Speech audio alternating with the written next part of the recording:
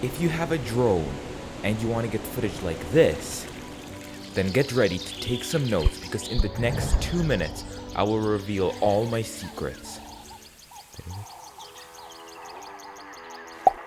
How's it going? Hope you're having a good one. Today we'll be talking about 4 simple steps that will make your drone videos even better. The first step to creating these epic videos is the settings. The settings is actually very important. I usually shoot my drone footage at 30 frames per second, which means that the shutter speed will be double that, which is 1/60th of a second. Keep the ISO as low as possible, and if it is too bright, then use ND filters, which are really helpful for maintaining the double shutter speed rule. Always shoot at the flattest profile. For the Mini 3 Pro that I use, I shoot in D-Cine-alike. And then all you have to do is just fine-tune the gimbal settings. All you do is just go to the settings, and then you find where the gimbal is, play around to get what you like the most. Then you have to film the video.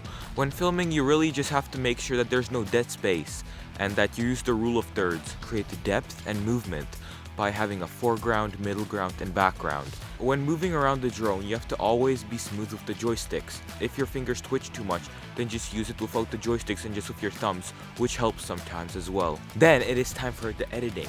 When editing, you just take your clip and drag it onto the timeline. Then you change the frame rate to 24 frames per second, which is what movies use. After putting the clip onto your timeline, go to the color tab if you're using DaVinci, and then simply change the temperature and exposure so it's correct. This is called color correction. Then the simplest way to color grade it is to just slap on a LUT.